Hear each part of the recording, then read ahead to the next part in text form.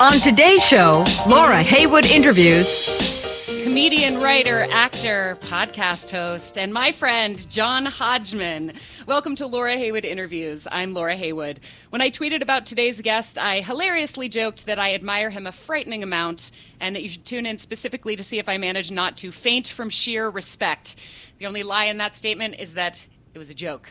I do respect this guy and admire him so much. Here's a brief list of what he's up to right now. He's the host of a podcast called Judge John Hodgman that's been running for 9 years. He can be seen as Dr. Agent Hobbs on The Tick. He can be heard as John D. Rockerduck on DuckTales. And his new book, Medallion Status, comes out in October. I have already pre-ordered it. I met John Hodgman about a decade ago when he was best known as The Daily Show's deranged millionaire and the PC in those I'm a Mac and I'm a PC commercials. I didn't see him for a couple of years, and then I ran into him on the High Line when I was taking a walk with my dad. And just as I was awkwardly preparing one of those generally ill-advised, I don't know if you remember me, but speeches, John called me by name and was lovely to my dad, and that just endeared me to him forever.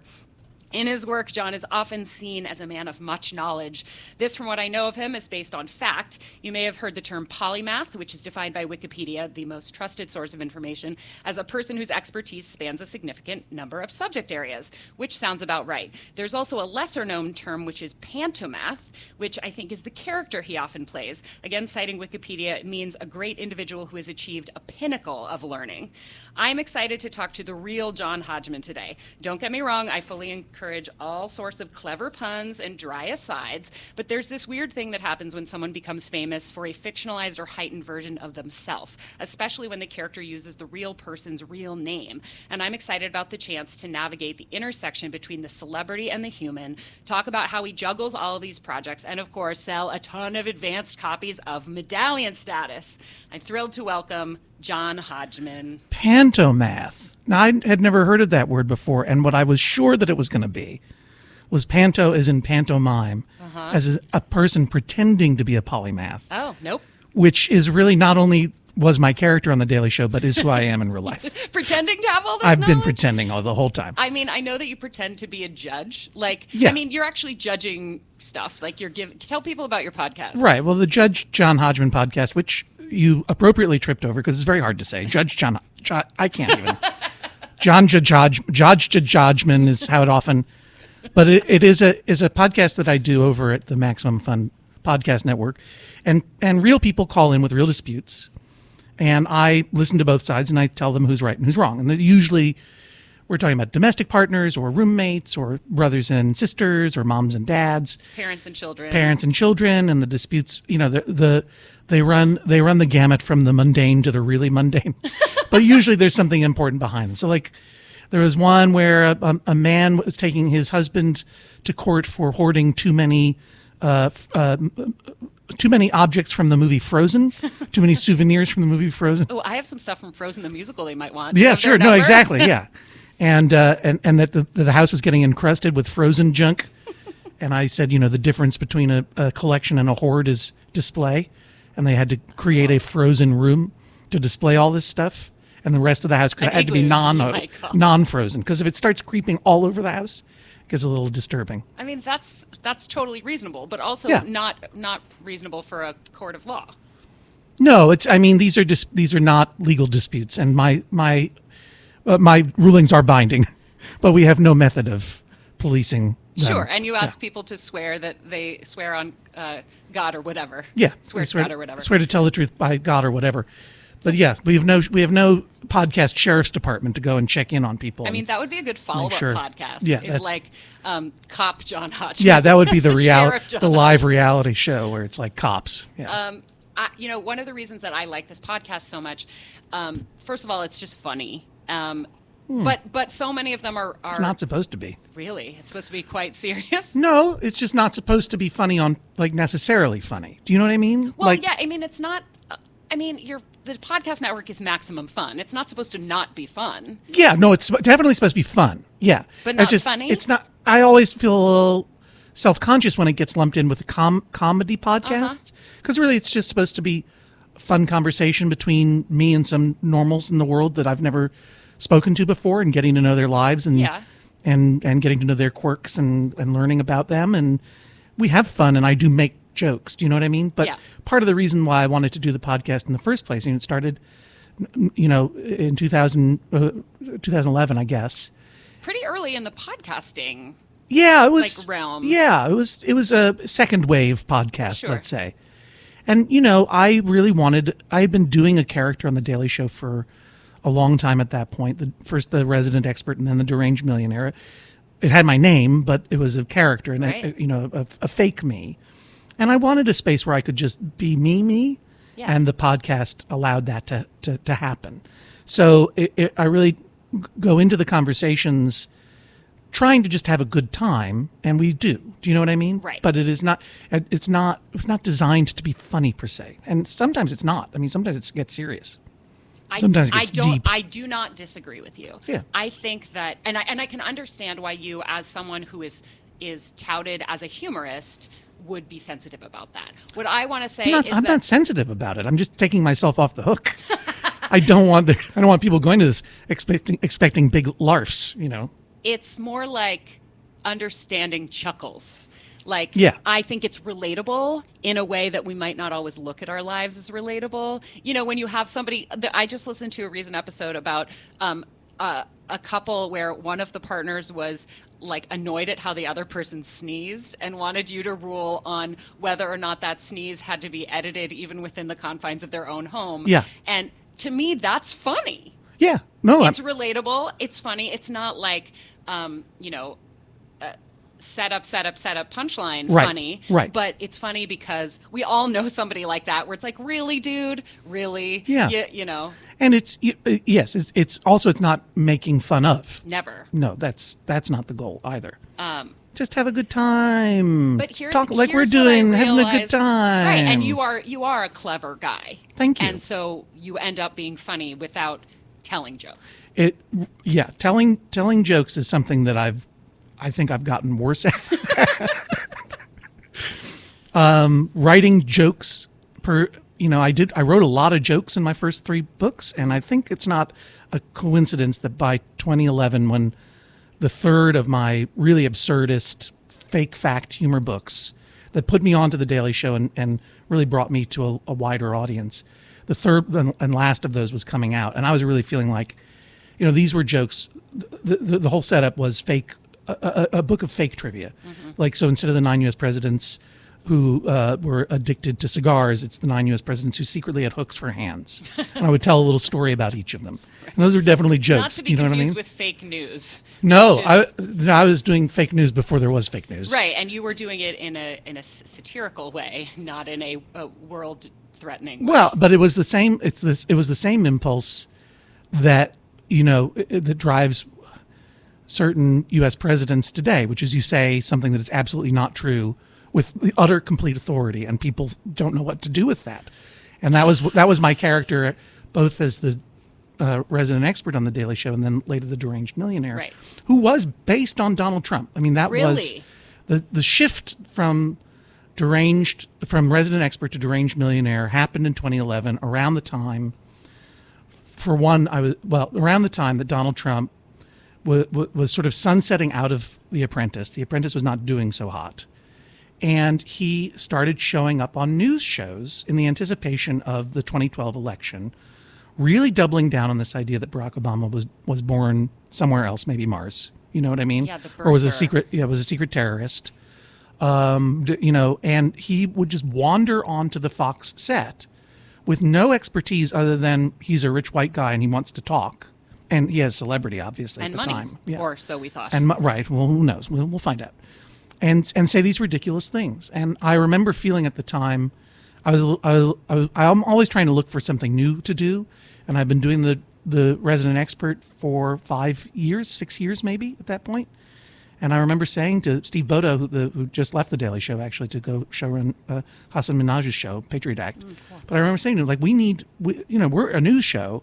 We need to have our own oblivious, rich, white, deranged millionaire to wander on and say whatever is on his mind.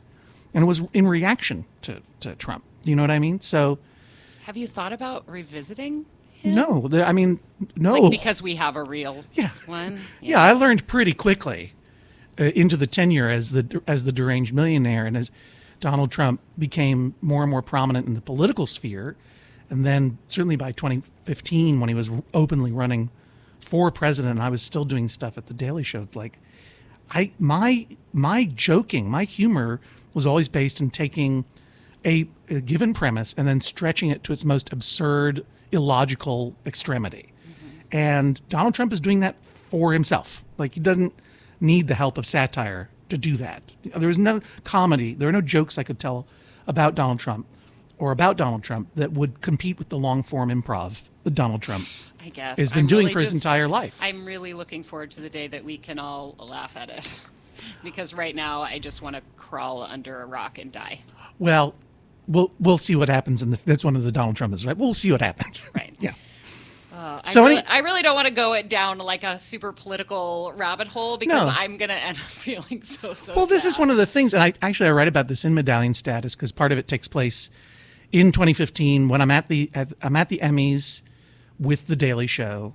They were always very nice, and they would invite me to attend the Emmys, even though technically I wrote on the show, but I was not part of the writing staff. You were a contributor, right? Right. I was a contributor, but I was never ever going to get a statue. I'd get I might get, if we won for best show, I would get a little certificate, like a participation trophy, basically.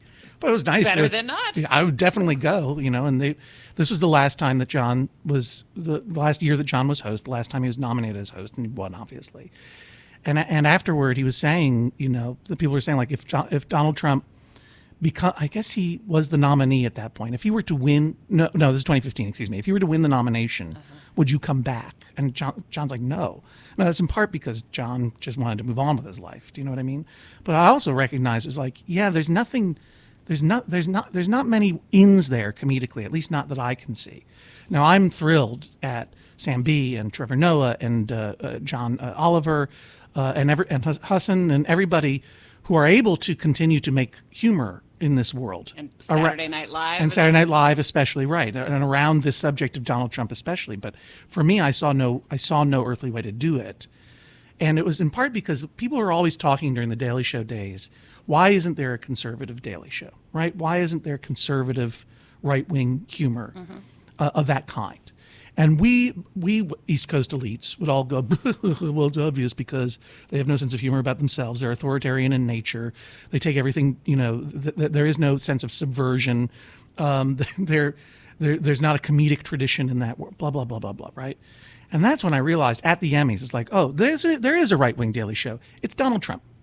Like, we didn't appreciate that Donald Trump was going to essentially create comedy, a comedy product, an entertainment product, which is what his campaign was before he accidentally became president. Even he didn't think he was going to win. What he had done was create a new platform of entertainment, which was called the Donald Trump campaign. Yeah, you're right. It was a live concert tour. It was a Twitter account, as powerful as any Twitter comedy account. You know what I mean? Any Rob Delaney or whatever. It was a multi-platform entertainment product that resonated with an audience that we could talk forever about who the people who were attracted to Trump was. The point was it was attractive. Yeah. Even Pete Buttigieg said, "I can't look away." It's an incredibly powerful entertainment product that he created. And we did not see it coming because we comedians thought we were so smart. But we didn't expect Donald Trump was going to be Andy Kaufman. Do you know what I mean? Was going to be doing this character for years. And this incredibly sophisticated anti-comedy comedy a la Andy Kaufman, where you never knew if he was serious or not, totally disruptive and totally going to places and platforms that were entirely new at that time. And that's the right-wing Daily Show right there, and it won. You know what I mean? Like, yeah. For whatever reason, for a multitude, a nexus of reasons, Donald Trump didn't become president, and the joke was on him, but also on all of us. Yeah. So anyway, that's Ooh. Medallion Status so- coming out in October. Yeah, well, so Medallion That chapter Status, also has corgis in it, which is good. It's a good couple of that's good. I couple love of cute Where corgis. did I just hear a joke about corgis that they are like heads that walk? I said that the corgis are beloved dogs. Oh yeah, it was your podcast. No, I don't know if it said heads that I can walk. I think in the book I say. No, I think Jesse Thorne said. Yeah, Jesse Thorne, my co-host on Judge John Hodgman, said corgis are cute because they always seem to be smiling all the time, even though someone chopped off their legs. They're very good-natured dogs. Okay, so one of the things I'm really excited about Medallion Status, which I will say, if there had been any way for me to get my hands on a copy, I would have read it in preparation. I just finished it last week. I know, but aren't you signing like advanced copies of it at Book Expo this week? No, at Book Expo tomorrow, I'll be signing what are called blads, which are it's a fun word to say. It's a kind of a gross word. Blad. But it's a pre-publication. Basically, it's a pamphlet. Oh, okay. So it's a design, like a chapter. Yeah, it's a design. It's the opening. It's the opening chapter of the book Medallion Status, in which I talk about my nude scene on Mozart in the Jungle as a metaphor for. Is that real? Yeah, it's all real. I gave up fake. That's what I'm trying to tell you. Well, I know. I gave up fake in 2011 because I couldn't outfake fake. In my research. Well, the nude scene on Mozart in the Jungle. Not a lot was revealed. Googling it. No, well, it's just nude Hodgman. It's just upper body. Everything below the waist is obscured by an oboe. Oh, got it. Yeah. Wow. It was an exciting moment in my acting career. And you said you use it as a metaphor for. It's a metaphor. Well, it's a metaphor. It's a metaphor for feeling comfortable being completely revealed. And a lot of my career, between the time I wrote the areas of my expertise, which was my first fake fact book, and on through the second and then the third book, That Is All, into 2012, I was hiding behind a kind of persona, right? The deranged millionaire, the resident expert, and all of my humor was extremely arch and absurdist and removed. And I reached a point that I really felt burnt out, and I didn't feel like I could make another hook for hand joke to save my life. And it was my livelihood. And I ended up trying out of necessity to figure out a new way to be in the world and say what I had to say, such as it is. Judge John Hodgman was part of that. That was part of let's just talk and see what happens, rather than let me tell you a bunch of jokes about Zeppelins, right? And that was a huge creative opening for me. And then a second creative opening for me was going down into Union Hall, which is a performance space in Park Slope they have a performance space in the bar underneath the bocce court. And starting to that's real. It sounds like it could be a joke about Brooklyn, yeah, but it isn't. Yeah, Brooklyn is a joke about Brooklyn. Right. Yeah. Brooklyn is to jokes about Brooklyn as Trump is to jokes about Donald Trump. You Fair just enough. can't out Trump him. But I started doing a show, initially a very intimate show, weekly, and then it grew to the Bell House, where I was just like, I gave myself a weekly and then monthly deadline to just say whatever was on my mind and find some funny stuff there. And there were some jokes that came out of it and some more performative aspects, like when I did my Ayn Rand impersonation. But very quickly in that process, it was like, oh, I'm just telling stories about myself that are real life. And that was a huge, like, being truthful rather than being fake was... there's value in both, but this was a huge creative moment for me, motion forward for me. And then I wrote Vacation Land, which was my most recent book, in that mode. It's like, I'm putting aside all fake facts. This is me, and sadly, in all my truth. You know, sorry for you, but this is it. This is me in the nude, more or less. And then the third aspect was of feeling that sense of it's safe to reveal yourself came from the acting jobs that I got off of The Daily Show. I mean, talk about pantomathing it. Talk about pretending. Like you know how to do everything? Yeah, like, okay, yeah, sure, I'll be an actor. Yeah, my training for that is extremely minimal. You know, I didn't come up through the theater. Mm-hmm. You know, I didn't take a lot of acting classes. Once I started getting acting jobs, I did. But most of my acting training was on the job, on various TV shows, various sitcoms and one-offs on Parks and Rec and Community, and then longer stretches on an FX show called Married, and then I did a bit on Blind Spot, that big NBC thriller show where I got to play. It's first season, so it shouldn't be a spoiler. I played an evil FBI investigator, and I noticed that all these characters that I was being that I was being cast as were all monsters, right? Well, I mean, the deranged millionaire was this sort of diabolical guy, and right. I think that some of those early roles were a little typecast according to what people saw on The Daily Show. Perhaps, I don't know that, but there's just something about me. Look, I'm a very nice guy, but I act monster good, I guess, is what it is. I'm just sad that there was never like a live action Muppet movie where you could play Dr. Bunsen Honeydew while you looked exactly like Dr. Bunsen Honeydew. Yeah, that is essentially my role on The Tick. Season 2 of The Tick, which is on Amazon But Prime you've got now. the beard now. Yeah, but they wanted me to shave it off. Oh, and really? I said no. I'm sure everyone, I mean, my beard is so horrible that you can hear it on the radio. Like everyone's recoiling from my beard, even though they can't even see it. I've been talking about your beard to people, to men in my life in particular, because of the way you write about it in Vacationland, where you talk about how every man at some point has to grow one because he wonders about that other guy who's secretly lurking inside his body. Yeah, the secret bearded man inside. And I don't remember what I was hoping for. I don't know what I was hoping for, but I got like the part-time accountant for the Church of Satan. That's who my bearded self is. Or maybe the IT guy for the Duck Dynasty. It's a ratty, pointy, crummy beard. Fit, you like it. It's you. I do like it. I do. And so much so that even though Ben Edlund, the creator of The Tick, was like, how would you feel about, happens all the time for shows. Like, no one wants to see me this way. Very few people want to see me to begin with. Never mind with this. Come on. But it's like, Ben was like, how would you feel about shaving the beard? And I'm like, I'd rather not. Mm-hmm. And he's like, okay. And I'm like, oh, that worked. And then he told me, he's like, I don't know. So when you're thinking about this, I was in makeup for my first day of work on The Tick. And folks, if you haven't seen The Tick, please go and see it. This is the new Tick. The new. Not the cartoon. Not the cartoon. Not the original live action. Right. Amazon Prime has done 2 seasons of an amazing, the original creator of The Tick did an amazing 2 seasons of a new The Tick with the comedic genius Peter Serafinowicz as The Tick, and Griffin Newman also. Everyone on the show is a genius, but Griffin Newman plays Arthur. It's incredible.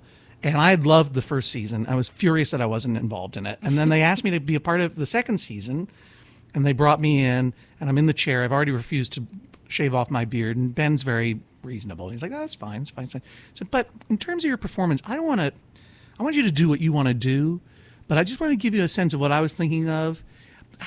Are you a Muppet Show fan? I'm like, you're talking about Dr. Bunsen Honeydew. It's like, yes. You know what I'm saying? It's like, it's all I've ever heard my whole life. Yeah, of course I'll Bunsen Honeydew it. And a lot of my physicality is Bunsen Honeydew. In a lot of what I'm doing with my hands is really Muppety on purpose. Like, I keep my hands up above my waist a little bit, because that's where the Muppets always have their hands. Do you know what I mean? I've always got like one hand that is just attached to my body because the other hand is, well, no, Bunsen Honeydew is a 2-hander Muppet. So anyway, so yeah, that was a lot of fun. He was not. If the Muppets actually called and wanted you to appear as Bunsen Honeydew, would you shave the beard? Yeah. Oh yeah, for that, sure. Yeah. And I'd shave my head too. I'm going to make a call. Tell Disney. I'm just taking a note. I'm into it. Well, I am very close with the guys at Disney Theatrical, or the folks at Disney Theatrical. I use guys as a non-gender specific word, which I'm trying not to do. I also use the word girl as a non-gender specific word. We're all trying in this world.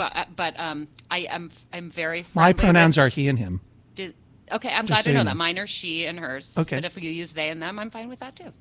They're all fine. I'm actually working on, I shouldn't say it on live radio, but I'm going to. Here we go. I'm working on a merch line, and one of the T-shirts is going to say "Grammar Nerds for a Singular They." Nice. Because to come up with an alternative to they. Well, no, I mean, I'm fine with they as a singular. Oh, okay. I'm just trying to understand. I'm saying that I can be both a grammar nerd and support the singular use of the word they. Yeah. I think that it would be... It's already in parlance anyway. Right, but there are people who make the case that it's not grammatically correct. And I'm saying any discomfort that I get in having to rework my vocabulary pales in comparison to the discomfort of anybody who's been misgendered their whole life. Absolutely. And so I am going to say, I'm not abandoning my grammar nerdiness. Yeah. I still identify as a grammar nerd, and I also support the use of the singular they. And the singular they has been around for a long time. Yeah, but the New York Times still won't print it. Yeah, but that's their style book. That's not law. It's not grammar law. I know, but I want to get into the style books. Yeah, well, it'll get there. I agree. They'll get it eventually. Yes. But we were saying about Yeah, what were we talking You were about? saying, would I shave? And now I feel yes. bad because you're like, would you shave your beard I just- to play literal Dr. Bunsen Honeydew? And I'm like, I said yes, and now I feel bad because I told Ben Endlin no, I wouldn't But shave, you're not but I don't playing want. literal Bunsen honey. Yeah, that's right, exactly so. And I'm sorry, I like this look better. But the thing is, I did have to shave my beard for Blind Spot. But Bunsen Honeydew is a monster too, right? Bunsen Honeydew is oblivious to his torturing of Beaker. He doesn't get it. Oh, yeah, I guess so. I Yeah. never thought about He's that. benign. He's a benign monster, right? My character, when you're on camera, you start seeing yourself in ways you don't pick your own angles. When you look in the mirror, you pick your own angles. When you're on camera, you see, oh, that's what I look like. Ooh, ugh. And when I sat down, they made me shave my beard for that role, and it was it was a bad guy role.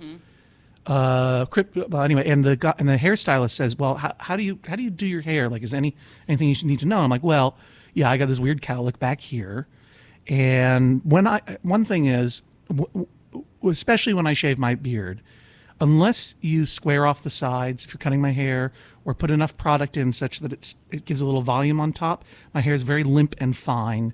And especially if I don't have a beard and just a mustache, my hair would fall forward and things start getting pretty Hitlery pretty quick. Oh, wow. And he's like, oh, got it, no problem. And he did my hair, blah, blah, blah, blah, blah. Voila, look in the mirror. It's like, oh, hi, Hitler. Yeah, that's me. I look like Hitler. And I said, this is what I'm talking about. And he's like, you don't look like Hitler. I'm like, I do look like Hitler. And throughout the entire shoot, I had to interrogate Ashley Johnson, the actor who played this character, who's the nicest person in the world and a great actor. Yeah, she's been at it forever. She is. She's Remember incredible. when she was on Growing Pains Yeah. and was like the toddler? on Yeah, that exactly. No, she's incredible. And I would just have to yell at her and be mean to her, and she would cry, and I would catch my reflection in the interrogation room window, and I'd be like, look at that jerk Hitler making that woman cry. Oh my gosh. And I'd try to fix my hair, and the hairstylist would keep coming. I was like, I would like try to de-Hitlerize it, and he would keep coming up and re-Hitlerizing it. I'm like, this is terrible. And he's like, you don't look like Hitler, believe me. And then I got home, and it was shooting at Steiner Studios here in New York, and I was able to drive home to Brooklyn, and I parked my car in the garage, and the garage attendant goes, you know what? You look like Hitler. And I'm like, thank you. An implausible thing to say, or an improbable thing to say. Like, thank you so much. That's what I've been telling everyone. Did you think you looked like Hitler on TV?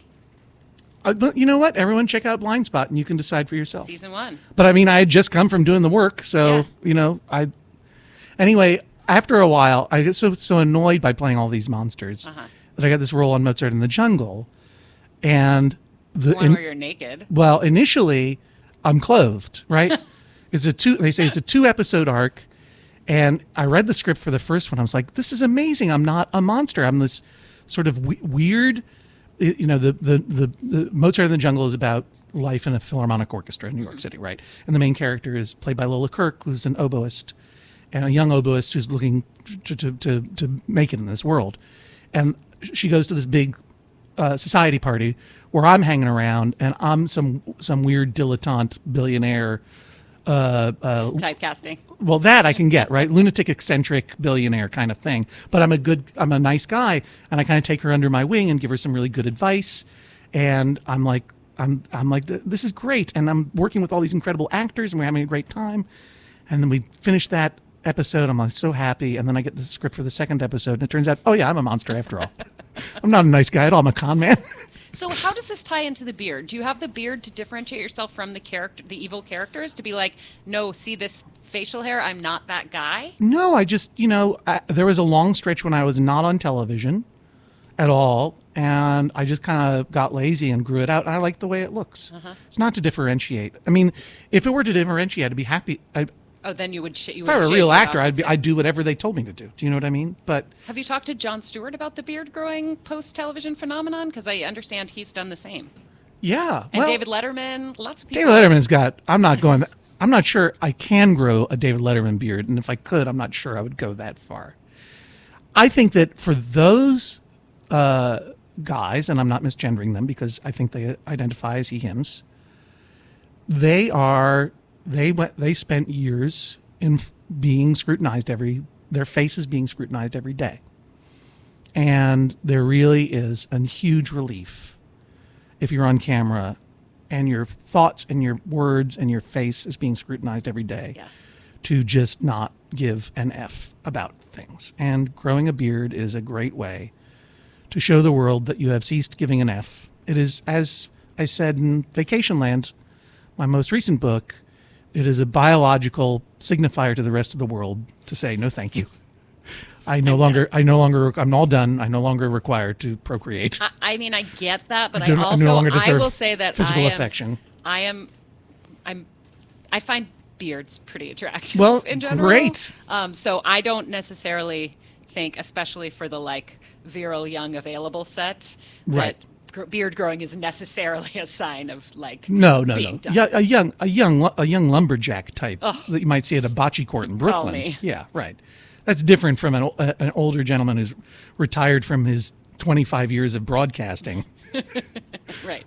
Or in John's case, whatever it was, 12 or 14 years on The Daily Show, retiring to New Jersey and letting it all loose, So let me ask you this. I want to talk about this acting career that you sort of, I don't want to say stumbled backwards in, because that I feel like would be accurate, though. Well, but I mean, it's not like you weren't working hard it's not like you just were playing video games on your couch one day and somebody knocked on the door and said, "Hey, could you please be a famous actor?" You were not too far. But nah. I never paid dues of a different kind. You were working. You were hard at work. I was developing a creative comedic voice that was. But okay, so for shorthand, we'll mine. say this acting career that you stumbled backwards into. Yeah. Have you thought about have you enjoyed it enough that you would consider ever doing stage work? Yes. And okay, tell me more about that. Well, what if somebody came to you and was like, "We want to do an off-Broadway play and we want you to be in it"? Yes. You would do it? Yes, I would, of course. Have you had any such offers? No. Would you like me to make any calls? Now would be a good time to make some calls. I mean, seriously, pick up the phone right now. No, but Boop, boop, boop, boop, boop. Here's the thing. I did my acting for a while. Everything okay? Yes, I just was pretending to make a phone call, and an alert popped up on my phone because I actually picked it up, even though we're on radio. John Hodgman is going to star in Hamilton. George. No, it's Robert Mueller says his office can't charge a sitting president. Yes. But declines to clear Trump of wrongdoing. Those of you listening in the future, you already know that Bob Mueller got up at 11 a.m. this morning and basically said nothing. That was when I was prepping for the show, so I wasn't paying attention to that. I'm sorry I got distracted. No. Also, there's someone who responded to your tweet saying that you're about to go live with me and misunderstood that you're about to go live with me. Yeah, that makes sense. And good catch. they're like, "Wow, this is a major change in the well, life another of bit of news. This is the real reason you're selling your house in Massachusetts. That's right. I've been kicked out of my home. I hope you have a spare bedroom or a couch or something. I have a 500 square foot apartment, but I take up very little space. I just make a little nest of blankies in the corner.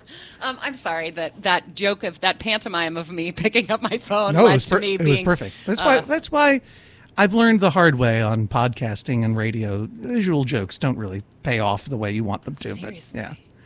Well, the thing of it is, so I got better at acting over the period of time that I was doing it. It sounds like you took some classes in addition to learning on the job. I did, but maybe the best class I took was when I was I was a series regular, or I should say a recurring guest star. This is a contractually different role on a TV show called Married, which was a great show, and I played the main character's third best friend.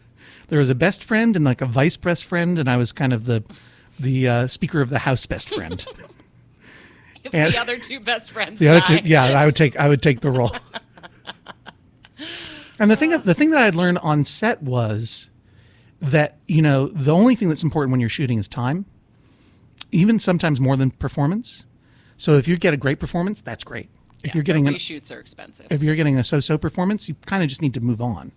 And so when you're shooting TV and stuff, if you're doing a bad job, they won't necessarily tell you because they gain nothing. because you'll just go into your head and you won't get better, you know? And if they say you're doing a good job, usually they're lying. Like, you just have to trust yourself. Mm-hmm. But I had a director on Married who, you know, very, very graciously and incredibly generously told me I was doing a bad job. It was incredible. It was humiliating, but not purposefully. She just wanted me to do better. Was it more specific than that? Because I feel like you're doing a bad job would be a not useful. No. She was very, very specific. I was mugging. I was being very openly comedic in a way that was in my wheelhouse. That's what I've been trained, what de facto training I had via the Apple commercials, via The Daily Show, and much of this other stuff was being really comedic. You lacked subtlety. Yeah. And she's like, you need to be more natural, and I'm going to give you a lot of work to do in this scene, like busy work with your hands to distract you from the lines so you will be more natural. And I'm like, okay.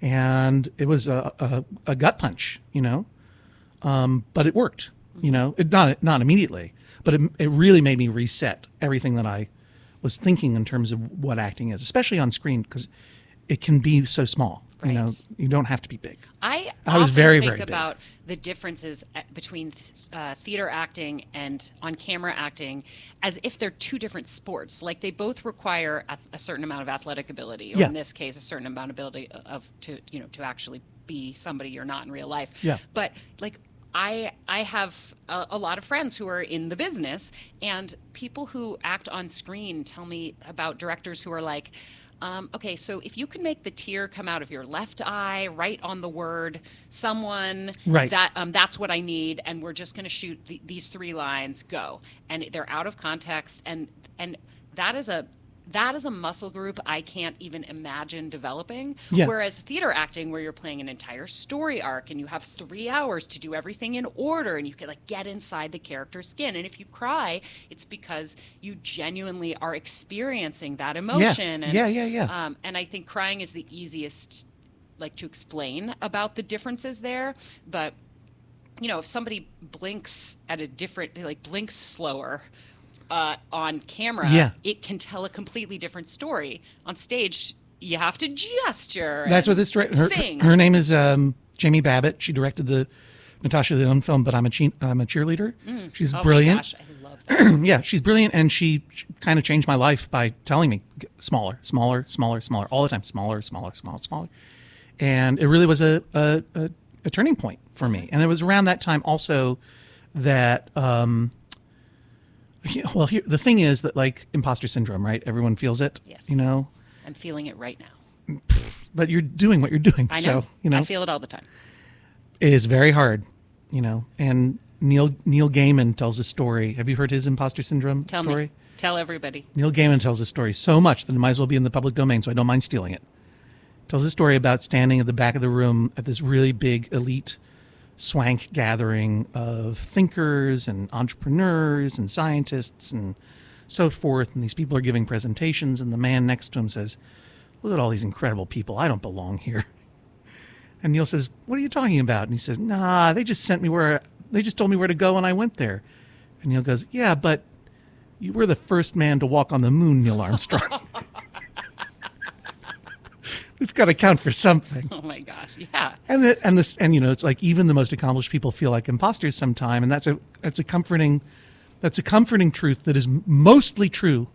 But sometimes, you know, you are an imposter. Sometimes you're going beyond what your skills allow. I talk and about you know this it. a lot. Yeah. There's a difference between being new at something and being bad at something. Mm-hmm. And I think that I spent most of my life avoiding being new at things because I was afraid of being seen as being bad at it. It's interesting. And as soon as it's all due to a book I read called Mindset by Carol Dweck. It's the closest thing I have to a religious text. It's next to my bed. I consult it almost every day. I will open it to a random page and feel like it was that paragraph, whatever I opened to, was a gift specifically written for me for that moment, like a gift from God or whatever, right, as you would say.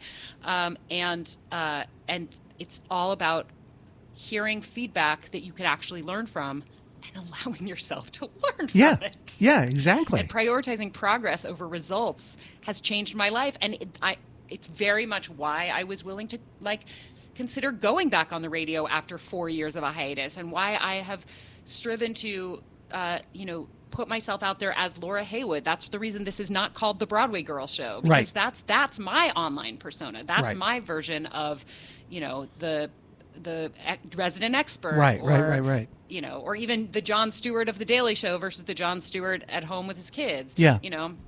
And at least my persona was not my real name, but still, the number of rooms I walk into where people go, "Hey, Broadway girl," and that have nothing to do with Broadway, right?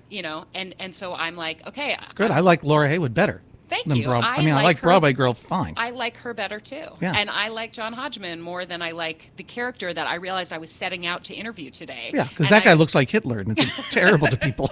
Well, I do this thing. I don't know whether I don't think you are probably like this, but I know that a lot of people are. When I spend a lot of time around people, I start to talk like them. Like if I spend time with somebody from the South, I'll like develop a little Southern accent. Yeah. And I do that. It's very embarrassing. I spent the last 3 days listening to Vacation Land on audiobook, which, by the way, I think I've read it in print and listened to it on audiobook. Thank you. And I love hearing it in your voice. Thank you very much. But I was starting to prepare the interview in the voice of John Hodgman talking to John Hodgman. That would have been awkward. I mean, it would have been interesting. I'd Yeah. like to hear you interview yourself. Which I No, guess if you want to hear me writing a book interview is- myself, read the book. Right. Read either Vacation Land or Medallion Status. Or The listen to it. new book coming out October 15th. which is available for pre-order now. And in addition to pre-ordering the audiobook, I also recommended that the New York Public Library purchase both the audiobook and the print book so that people can find Thank it you. there. Do they not have those things? They don't have my book? They do not have My book's it. not in the library? Well, I'm talking about a Medallion Status. Oh, yeah. They do. So I'm a big user of their audiobook app. Oh, cool. And you can reserve books that aren't out yet, Oh. but often they don't yet have them to reserve. So you Right. recommend it, and that Thank you. fast tracks you to be on the Thank you. list. Thank you very much. I wanted to put the money in your pocket and recommend that the library put additional I appreciate money that. in your pocket. Yeah. But so I have been thinking a lot about that character human dichotomy, and I had to I had to stop listening to your voice in your writing style in order to really take a deep breath and be like, no, we've known each other for 10 years. We're going to sit across from each other and have a conversation. I don't need to prepare a bunch of wordy puns or sneak in references to using a cast iron pan because I know he's really into cast iron pans. Yeah. Or I could talk about cast iron pans. I'm glad there are no puns. I'm glad I didn't sneakily mention cast iron pans despite my attempt not to. Can we talk about the fact that you live in a clock factory? Because this seems very appropriate. No, because I don't want people to know exactly where I live. But I got that from your content. I'm sure that's true. I do so here's the thing. A lot is revealed, right? I am nude, but I do. You've got that. I do have the oboe. Got it. Okay. Well, I'll retract that question. I mean, we are live, and this doesn't get edited, so No, that's fine. we won't go into any more anyway, it specifics. hasn't been a clock. Don't give too much information. All right. Look, I live on 12th Street between 7th and 8th Avenues in Park Slope. Everyone knows that. No one cares. I live in a clock factory that hasn't been a clock factory since the early 20th century. It was turned into condos 15 years ago, 20 years ago. I just live like in one picturing you living surrounded by gears and clockworks. And No, stuff. oh, yeah, because that's where the character would live. No, I'm a human being.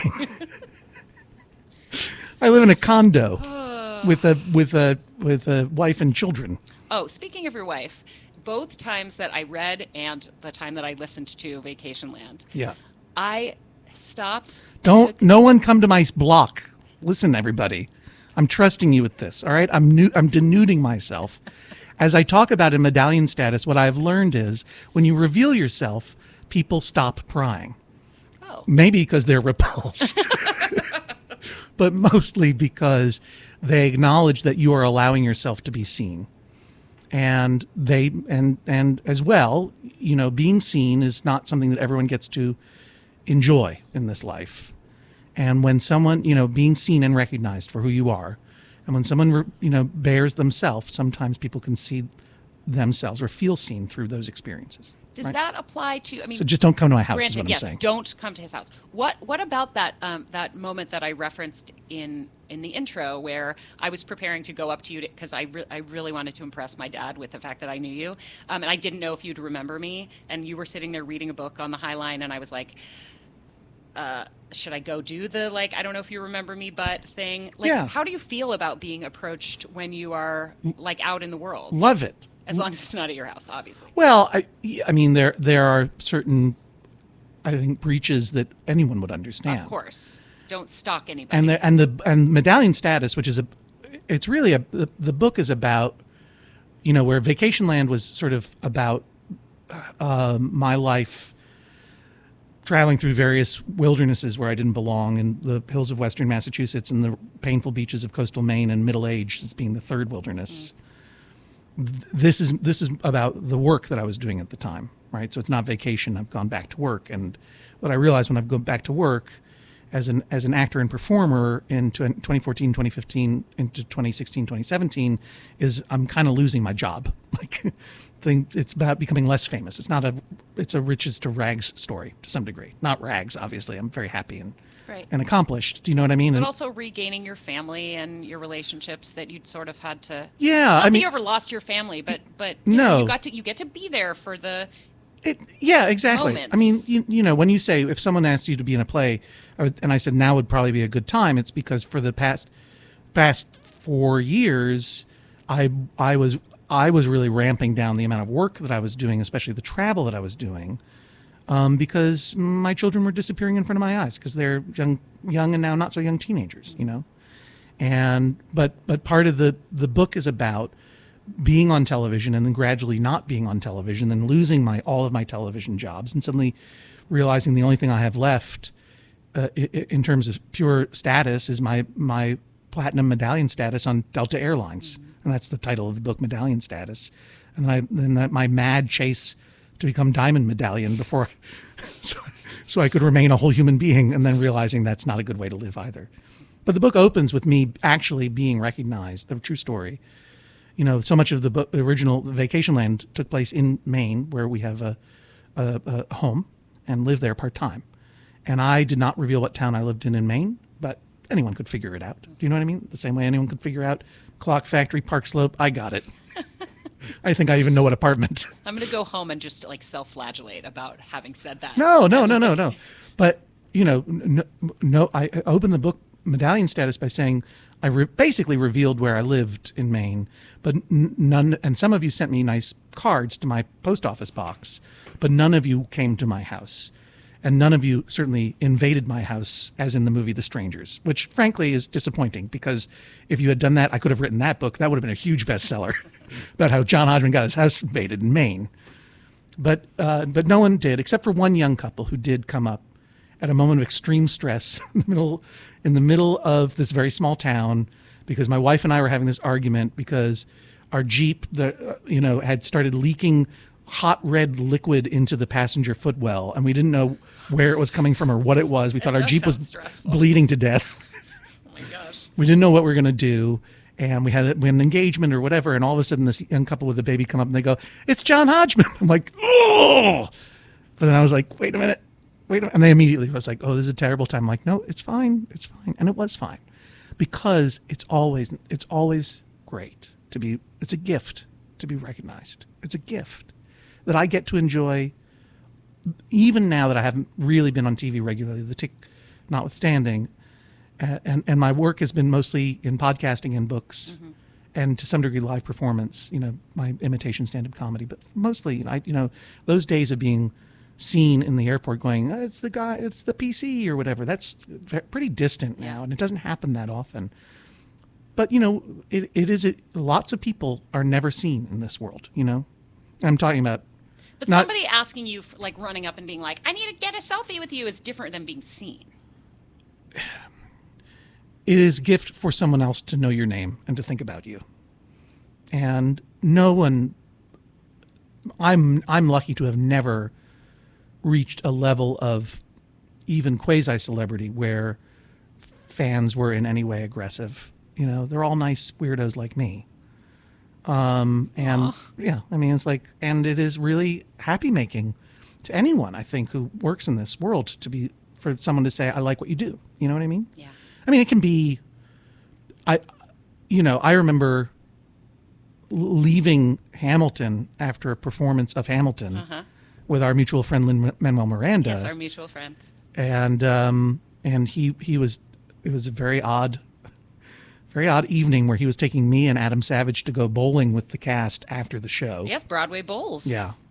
And he had That's to be really like, he had a whole way to get out of there as fast as he could and not because he doesn't appreciate the attention, but he would just never be able to move forward. Well, he'd never be able to get it to got bowling. To a point for him where it was dangerous. People were following him home, literally. Yeah. And yeah, and not rightly so, but like, good for him that he has I understand why people attach to him in that way, because he's changing lives in a very and culture in an extremely meaningful way. I don't want people to follow him home. Do you know what I mean? But so I think that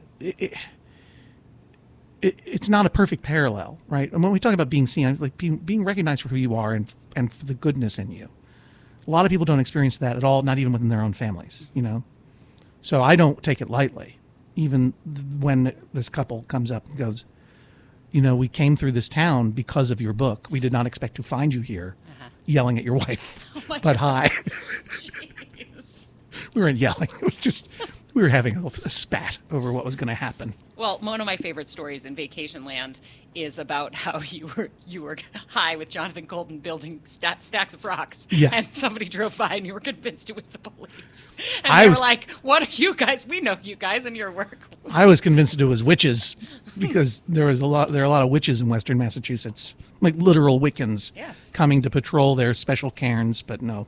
Well, we. Believe it or not, are coming to the end of our time together. I believe it. Time moves in one direction. I know, but it just went by so fast, and I feel like I could just talk to you all day. But I do. Good. I'll come back. Great. Yeah. I'll take it.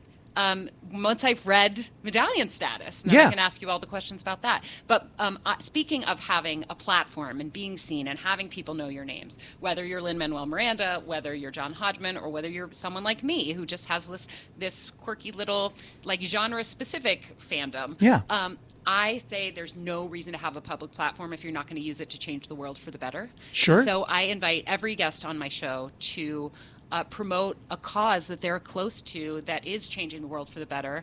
I make a donation to that cause, and I encourage everyone listening to do the same in hopes that every little drop can make a big splash. Yeah. So, John Hodgman, what cause can we support on your behalf today? Well, I don't think there's a cause that is more worthy and especially needing of support right now more than Planned Parenthood, because reproductive rights are under direct assault, and it is an incredibly scary time, even as someone who does not have a uterus. I can't begin to imagine how it would feel if I had one. I cannot tell you how meaningful it is to hear a cisgendered, straight, white man, I'm making some assumptions there. Yeah, all true. To speak out. You can't read my T-shirt. Well, look, I don't know. I know you've been married for a long time, but that doesn't necessarily No, I'm just mean... being silly, yeah. But to have men in particular, or I should say to have people who do not have uteruses speaking out on the importance of reproductive rights and understanding that this is it's a body autonomy issue, it's a human rights issue. Yeah, it's a question of whether women are full human beings or not. That's right. Who have the right to decide what to do with their bodies. And I don't hear enough men speaking out about this. I hear a lot of women saying, my body, my decision, but I don't hear a lot of men saying, her body, her decision. Or their body, their decision. Yeah, or their body, their decision. And I also, and when I do, it tends to be like, I'm a father of daughters, so. And it's like, you know what? You shouldn't have to have daughters to understand that women are people. Yeah, I'm the father of a son, and I feel the same. I feel that women should have the right to control their bodies and be full human beings, and not be controlled by law by white men in Alabama and one woman white governor. So there.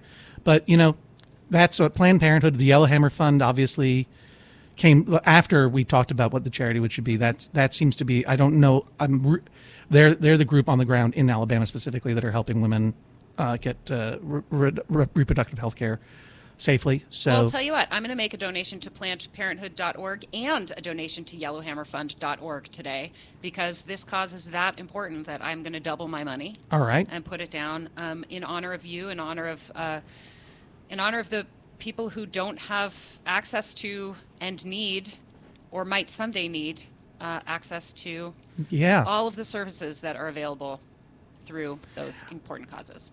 We're out of time. We've got 2 minutes. The two things that surprised me most about being on the internet, and they're shameful surprises.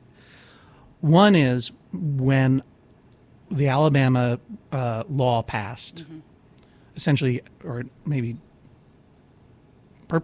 I guess, outlawing abortion in Alabama. More or less, yeah.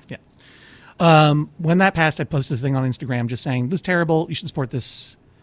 You should support this Yellowhammer Fund, et cetera, et cetera." And I was struck by how many women wrote in the comments expressing what you expressed. Like, "Thank you for saying this as a man." It's like, it never even occurred to me that I was going to get, like, where is everybody else? I didn't even notice. Yeah. As a white man, I'm in my own world, so I don't notice that white men aren't doing the same thing. I just figure people of good conscience have all got to be saying stuff about that. That was embarrassing to learn about. And then the other thing was back during 2016, when I came out for Hillary Clinton, I'd stayed away from coming out for Hillary Clinton during the primaries because I felt I would be attacked, because I'd seen what had happened to my women friends online when they came out for Hillary Clinton. And guess what happened? I wasn't attacked. And I was like, I'm saying the same thing, but I'm a guy who looks like your dad, so you're not going to attack me. Yeah. It sucks. All the more reason that I'm excited and proud of you, and I proud of to you, be your friend. Oh, and thank I you. of you. Well, everybody, pre-order Medallion Status. Visit johnhodgman.com. JohnHodgman.com. Medallion Status is the new book coming out October 15th, but available for pre-order now at any place you buy books. Thank you, John Hodgman. I'm